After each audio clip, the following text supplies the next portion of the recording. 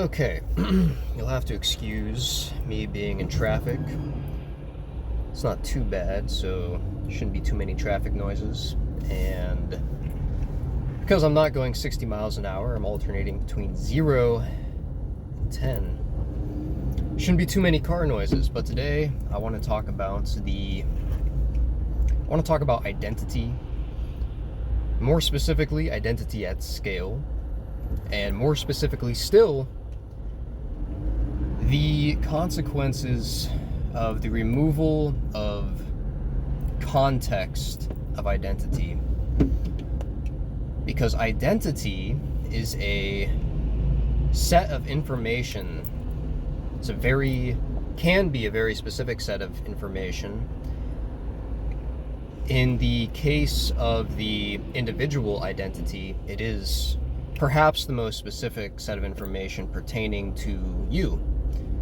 Your individual identity differentiates you from perhaps a twin, where you have very similar, and of course we suffer no delusions about, genetics not affecting who you are, heredity not affecting who you are, but a twin would have very, very similar but not completely identical. Even if it were completely identical, I don't know if Siamese twins actually have completely identical, or did they just look like phenotypically the exact same. But anyways, even if they were completely identical, the things posterior to genetics would differentiate you. Those differences inform why you exist as two distinct beings in the first place, because we also suffer no delusions about the primacy of materiality, because we don't believe that. And if it is not primary, then it might as well be the registration of something else, but information has to be something. But if that information is not primarily material, rather registers or renders as material to perceivers, which makes perfect sense because information would be defined. Any defined instance would be relative. So spatiality in corporeality makes perfect sense. But anyways, that's not the point. The point is that we were talking about information defining the identity, right? More specified sets of information are specified from more general sets. I like that kind of terminology. I got it from Arval. Before that, I was writing about this for a while. I was just using universal and particular conditions. Particular conditions are particularized from increasingly universal conditions in a scaled manner. But perhaps the specification terminology is better. So specific sets of information are specified from more general sets. So the individual identity is specified from broader identities that extend beyond that individual. Of course, your family is the most immediate. We do live in odd times where you may not connect with your family very much because the individual is not isomorphic to the family, but he is specified therefrom.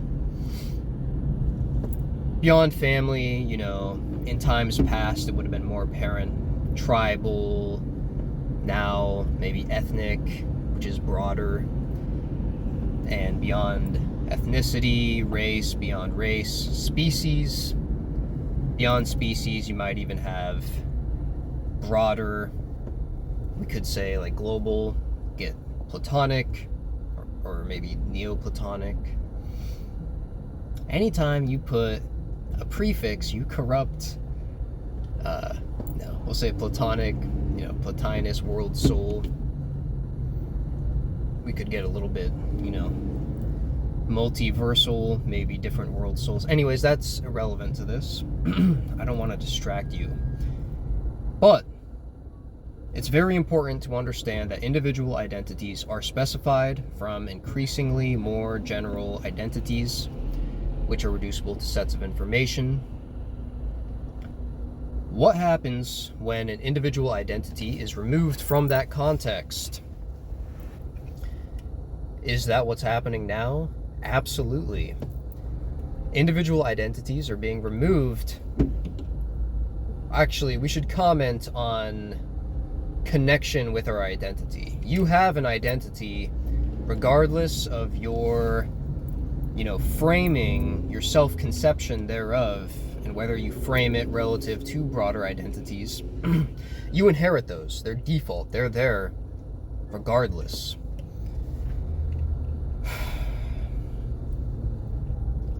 We, as individuals, have largely been removed from even familial identity contexts. We see this with the boomers a lot, and perhaps it is exaggerated. Kind of, not really disowning, but functionally disinheriting their posterity by squandering any, at least largely, not all boomers do this, obviously. Largely squandering what could be generational wealth, which is very important. You should think of money as, in part, belonging to your posterity, because guess what? Your competitors do, and have been. You're disadvantaged here, okay? You are.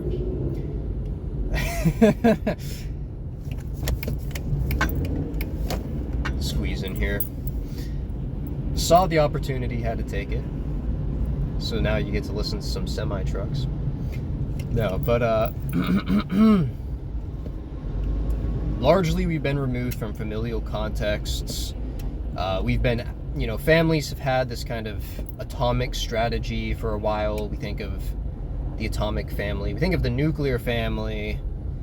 And, maybe it does have some positives. We have this, we have this image of the 50s, but families kind of alienating themselves from one another has had consequences. And of course, we have definitely been removed, many of us, from the racial context. Now, who you are as an individual, regardless of whether you realize this or not, is, in part, largely, in fact, informed by your heritage and your race. In fact, many of the individualistic, stripes and tendencies that people have, Westerners have, a little bit of word substitution, is kind of a racial tendency, if you think about it. We kind of tend to do that. And it's had, odd consequences. It's had positives and negatives. Perhaps now we're seeing the negatives be more apparent than the positives. And that individualistic streak, that's what I meant to say earlier instead of stripe, has also, if this wasn't apparent from what I just said, has led to us self-removing from broader contexts, because our individual self-concept is so strong, even if it's unwarranted. You might have no reason or little reason to deserve doing so. It's kind of nonsensical, but that's what it is. But that has had massive consequences. Westerners have, and of course this is changing a little bit. I don't think it's all echo chambery, but you still see the residue of this individualistic streak, even in identitarians.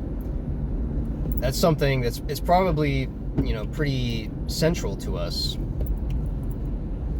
we're probably going to have to deal with that.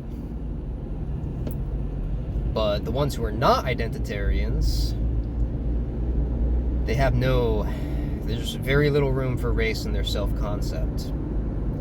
And part of this is because of the way culture has conditioned us. However that may have happened, that could be affecting it. But we see massive consequences. When other people, race wouldn't even have to be real for it to factor into self-concept. The self-concept of different peoples compared to one another being key here. I'm gonna scoot over. Maybe this guy lets me scoot over. Alright, he does. Excellent.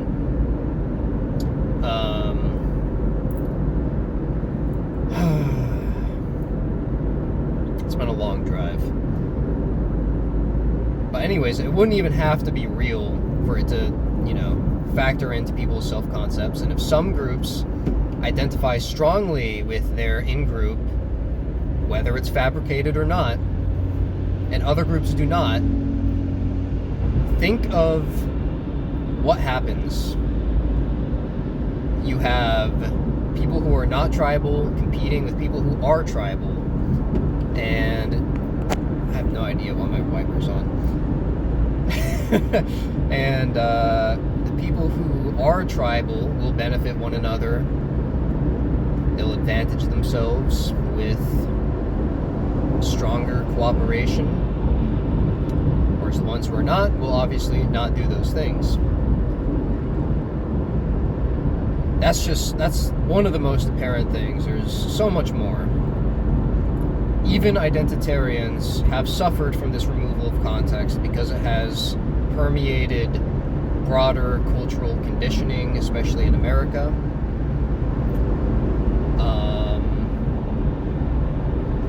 We find it... Let's assume that you're a little bit autistic, alright? Let's assume you're a little bit... Which is good, okay? Alright, no judgment from me. Let's assume you're a little autistic, because... you probably are. When you try to get into groups, when you try to form groupings, what you may notice as an obstacle to be overcome is that you have no group context. You were supposed to inherit it. Think of like neighborhoods. This was like a faux enaction of this instinct, but even that's like broken down, right? We don't even have that as much as we used to. Maybe that's not the best example, but we have to create group contexts, and because we are the progenitors of those group contexts, it can feel LARPy and not authentic. Excuse me, not authentic. Again, it's been a long drive. So we have little to bridge the gaps of our very strong individual self-concepts, even when those self-concepts aren't very warranted. Maybe we haven't done much. Maybe we're not very accomplished. Maybe we even exaggerate our value just in general to ourselves across, the different Dungeons and Dragons attributes on your character sheet. Maybe you think you have 18 over 100 strength and also 18 intelligence, but you admit to yourself that you have low charisma. That's your dump stat.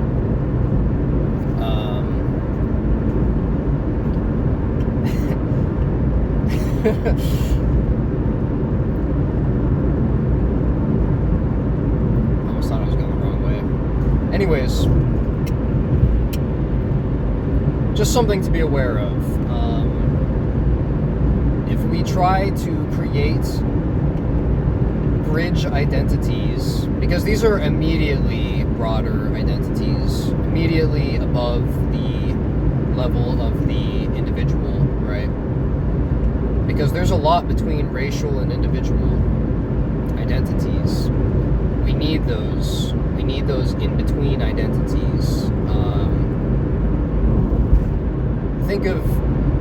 Here's a great example, okay? Think of tribes thousands of years ago. The tribe they belonged to, it was a given that they belonged to that tribe. They inherited it. Not only were they genetically and culturally proximal to their fellow tribesmen, they were born into it. We don't have that. We've been removed from that context. So, how do we fix that? I don't know. I have ideas, but it's probably something that should be worked on. I think it's good to articulate that issue. I think it is an issue. I think that's a good articulation thereof.